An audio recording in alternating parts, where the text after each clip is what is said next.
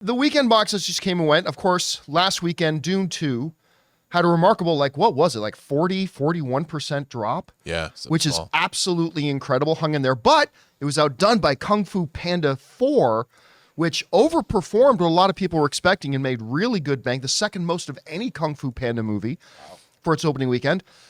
And now, just a few days later, now after its third weekend in the box office, Dune Part 2, as of today, is passing the $500 million mark, passing what the first Dune movie did in its box office run in just 17 days.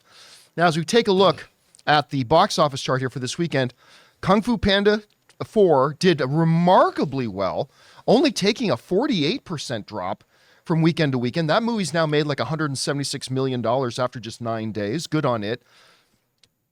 But of course, most importantly, Dune Part 2 dropped only 37% from last weekend to this weekend, pulling in $29 million on its third weekend, having it, as of today, just crawling over that $500 million mark. Now, want to be clear, I still don't think this movie gets to $1 billion. I think I said somewhere between the $600 and $800 million range. I still feel pretty good about that. I mean, don't get me wrong. I would love to see it get to $1 billion, but I don't think it's going to get close to that. Still, Rob, when you're looking at these numbers, the 40% drop in the second weekend, a 38.7% drop this weekend, it's crossed that $500 million mark as of today. Did you see this kind of success coming for Dune? And from here on out, how good do you think its legs can be? Because we got a giant lizard and a giant monkey coming in a couple of weeks. So how much more legs do you think this movie can have? Well, I think, first of all, it's great for Dune. And one of the things that people I don't think quite understand is Kung Fu Panda is a 4-quadrant film. The thing that Dune doesn't have is the child audience, the family audience. You don't have parents taking their 6 and 8-year-olds to see Dune. I mean, some do, the cool ones, but most people don't. So, and Kung Fu Panda is probably, and I haven't looked at the numbers right in front of me, but I'm sure it's playing on more screens. What makes the impressive box office of Dune even more impressive is most people have been holding out to see it at IMAX when they can, right, and going to Dolby Cinemas when they can, or 4DX, or whatever your premium theater preference of choice is, and it's been filling those venues.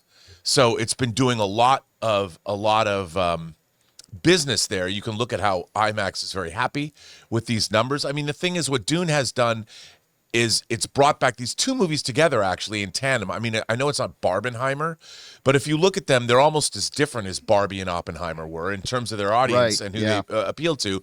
What it does say is that people are going back to movie theaters having a great time. And if you look, even the Mark Wahlberg movie, the number 3 movie about the dog. King Arthur. Arthur the King. I mean, I haven't seen that movie. I've seen the trailer. The trailers are great, based on a true story. I mean, Mark Wahlberg and a dog. Talking to the animals. It's that SNL thing made flesh. But I just think... Say hi to your mother for me. Say hi to your mother for me. But I do think that this bodes very, very well moving into the summer movie season. It's only March. Theaters, they've had a rough patch. Fox has, I got to say, The First Omen coming out April 1st or something. Yeah, and you really like the trailer for it. I like, and it's apparently it's gone back to the MPAA just to get an R rating multiple times. And Bob Murawski, who's Sam Raimi's editor, cut it. So there's a lot of reasons to, I think, love the First Omen. Hopefully that'll do some big numbers. You got a Blumhouse movie in theaters now, Imaginary, probably not made for a lot of money, doing well.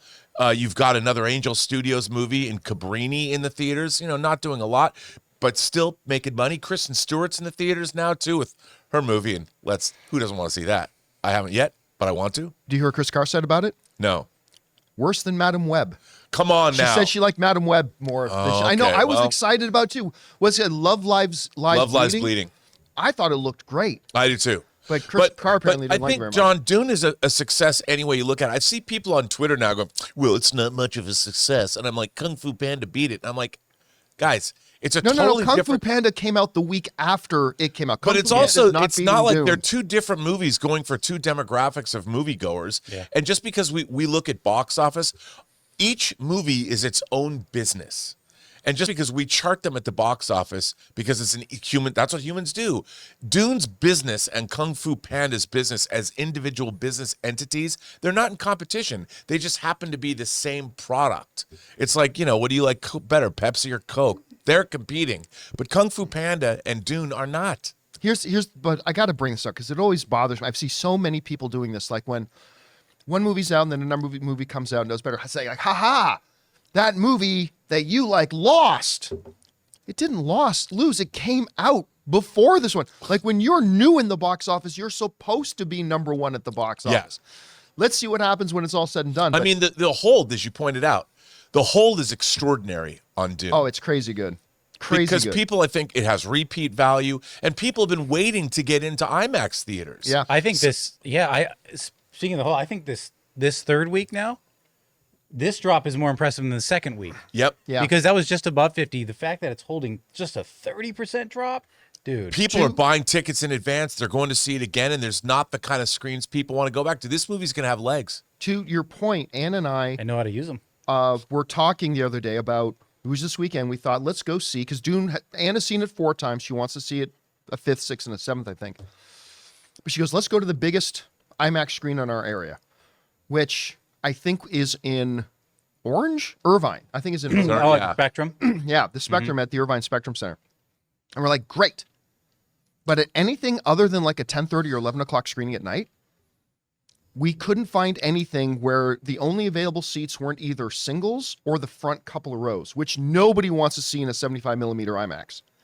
So like Yeah, that tells me the fans came out the first weekend and the people who were into first Dune, and now you have this groundswell of like fear of missing out and their friends saying how good it is, and you know what I mean? Well, it's truly an experience. I think anybody who sees it, whether you're a Dune lover or not, you're getting something you don't normally get at the movie theater, which is an overwhelming cinematic, like you always say, John, experiential event. Yeah. Guys, we want to thank a sponsor of today's video, BetterHelp. Guys, it's a brand new year, and a lot of people are making New Year's resolutions, things they want to change about themselves. But I've always believed that it's also equally as important to identify the things we're doing well and building on those. And therapy helps you find your strengths so you can ditch the extreme resolutions and make changes that really stick. I've always believed that nothing impacts our daily performance in our jobs, our hobbies, our relationships like our mental health. And I've also said for a long time that it's about time that we stop just putting emphasis on improving our physical health by getting out to the gym, but also by putting emphasis on improving our mental health as well. So if you're thinking of starting therapy, give BetterHelp a try. It's entirely online, designed to be convenient, flexible, and suited to your schedule. All you gotta do is fill out a brief questionnaire to get matched with a licensed therapist and switch therapists anytime for no additional charge. So guys, celebrate the progress you've already made. Visit betterhelp.com/Campea today to get 10% off your first month. That's BetterHelp, HELP.com/Campea. Anyway, guys, question is for you. What do you think about this? Dune has passed the box office total of Dune 1 in just 17 days, crossing the $500 million mark as of today. Good? Could do better? I don't know. Whatever you guys think, jump down to the comment section below and let us know your thoughts. Hey guys, thanks so much for watching this video. Make sure you like the video, leave a comment, and subscribe to our channel. And don't forget, we have a daily podcast called the John Campea Show podcast, available on Apple Podcasts, Spotify, or your favorite podcasting app of choice. Go and subscribe to it today so it'll be there when you need it.